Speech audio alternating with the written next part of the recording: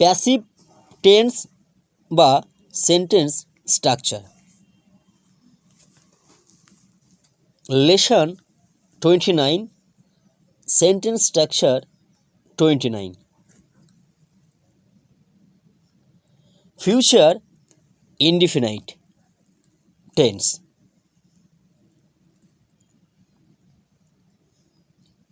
ভবিষ্যতে কোনো কাজ সাধারণভাবে করা হবে, অর্থাৎ লেখা হবে, পড়া হবে, আঁকা হবে, গাওয়া হবে, খেলা করা হবে, সাহায্য করা হবে, কেনা হবে, তৈরি করা হবে, জেতা হবে, শেখানো হবে, খুন করা হবে ইত্যাদি বোঝায়, তখন তাকে বলা হয় ফিউচার ইনডিফিনাইট টেন্স।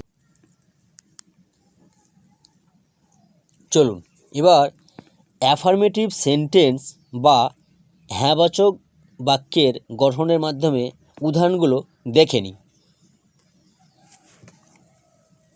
গল্পটি আমার দ্বারা লেখা হবে। The story will be written by me. ম্যাচটা তাদের দ্বারা জেতা হবে। The match will be won by them. তোমার দ্বারা লোকটিকে খুন করা হবে। The man will be killed by you. সকল ছাত্রছাত্রীদের জানানো হবে। All the students will be informed.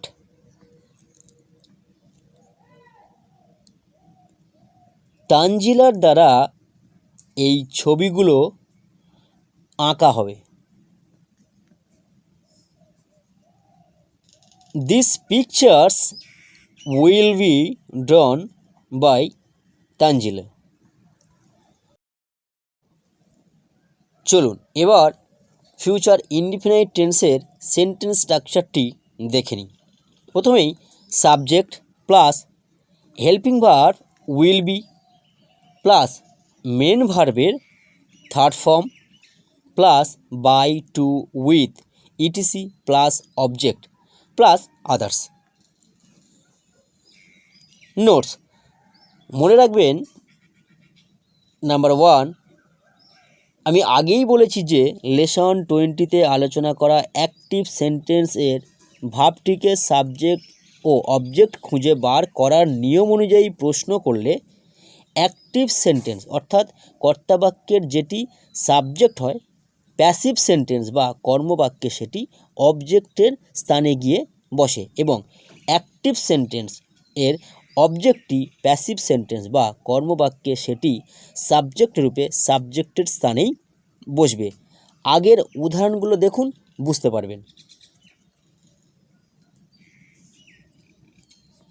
Number 2, তবে মনে রাখবেন যে প্যাসিভ সেন্টেন্সে সবসময় অবজেক্ট থাকে না, আর যদিও থাকে তাহলে সে অবজেক্ট হিসেবে বসার সময় তার সঙ্গী হিসেবে বাই, টু, উইথ ইত্যাদি শব্দগুলোকে সঙ্গে নিয়েই বসবে। আগের উদাহরণগুলো দেখুন, বুঝতে পারবেন। নাম্বার 3, বিশেষভাবে মনে রাখবেন প্যাসিভ সেন্টেন্স বা টেন্সে সর্বদাই মেন ভার্বের থার্ড ফর্ম অর্থাৎ পাস্ট পার্টিসিপেল ফর্ম বসবে এবং তার আগে অবশ্যই হেল্পিং ভার্ব থাকবে। নাম্বার 4, প্যাসিভ সেন্টেন্স বা টেন্সের ফিউচার ইনডিফিনাইট এর হেল্পিং ভার্বটি হলো উইল বি। আপনি প্রতিটি সাবজেক্টের সঙ্গেই উইল বি বসাতে পারেন, কারণ বর্তমানে শ্যাল এর ব্যবহার অপ্রয়োজনীয়, এটা আগেও বলেছি।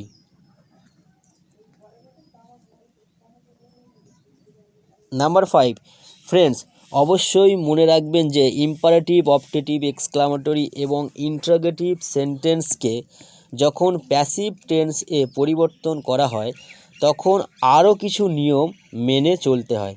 সে সম্পর্কে বিস্তারিত ভয়েস চেঞ্জ নামক ক্লাসে পাবেন। এটা বেসিক কোর্স, তাই বিস্তারিত আলোচনা করছি না। নাম্বার 6 ফ্রেন্ডস, আমি এখানে শুধুমাত্র অ্যাফার্মেটিভ সেন্টেন্স অর্থাৎ হ্যাঁবাচক বাক্যের গঠনটাই দেখালাম, কারণ বাকি নেগেটিভ, ইন্টারোগেটিভ এবং ইন্টারোগেটিভ নেগেটিভ সেন্টেন্স এর ক্ষেত্রে বিশেষ পার্থক্য নেই। আপনি কেবল পরের 3টি নিয়ম মনে রাখলে নিজেই সহজে করতে পারবেন। তাহলে চলুন দেখে নিই সেই নিয়ম 3টি। নাম্বার 1, অ্যাফার্মেটিভ সেন্টেন্স এর হেল্পিং ভার্ব উইল এর পরে নট বসিয়ে নেগেটিভ সেন্টেন্স করা হয়। নাম্বার 2 হচ্ছে অ্যাফার্মেটিভ সেন্টেন্সের কেবলমাত্র হেল্পিং ভার্ব উইলকে সেন্টেন্সের প্রথমেই বসিয়ে অর্থাৎ সাবজেক্টের আগে বসিয়ে বাক্যটিকে ইন্টারোগেটিভ সেন্টেন্স করা হয়। তবে WH ওয়ার্ড থাকলে WH ওয়ার্ডটি হেল্পিং ভার্ব এরও আগে বসবে। যদিও WH ওয়ার্ড দিয়ে প্যাসিভ টেন্সের নিয়মটা এই কোর্সে দেখাচ্ছি না। নাম্বার 3 হলো ইন্টারোগেটিভ সেন্টেন্সের সাবজেক্টটি নাউন হলে নট নাউনের আগে বসিয়ে ও প্রোনাউন হলে পরে বসিয়ে বাক্যটিকে ইন্টারোগেটিভ নেগেটিভ সেন্টেন্স করতে হবে। মনে রাখবেন বি সবসময় মেন ভার্বের আগে বসে। চলুন এবারে একটা উদাহরণ দিয়ে বিষয়গুলো ক্লিয়ার করে দিই।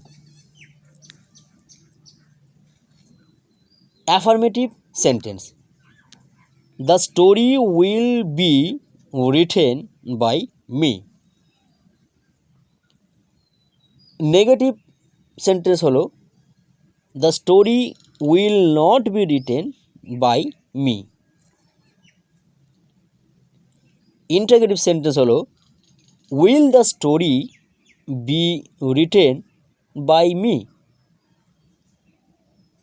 এবার ইন্টারোগেটিভ নেগেটিভ সেন্টেন্সটি হলো will not the story be written by me.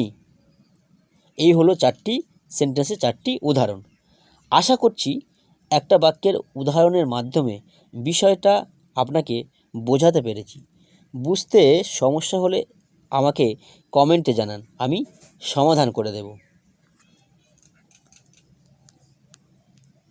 Important note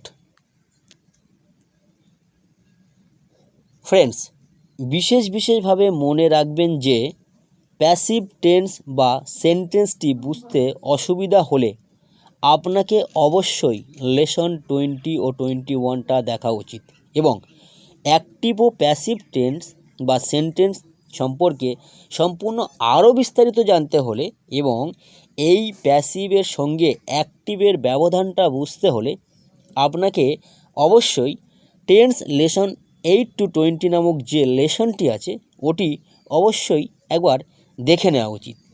তারপরেও আপনার কোনো প্রশ্ন থাকলে আমাকে কমেন্টে জানান। ফ্রেন্ডস, আশা করি ক্লাসটা আপনারা বুঝতে পেরেছেন। এই ক্লাসটা যদি আপনাদের ভালো লেগে থাকে তাহলে ভিডিওটিকে লাইক, কমেন্ট এবং শেয়ার করুন এবং পরবর্তী ক্লাসের আপডেট পেতে চ্যানেলটিকে সাবস্ক্রাইব করুন এবং সঙ্গে থাকুন। সবাই ভালো থাকুন, সুস্থ থাকুন। শুভরাত্রি।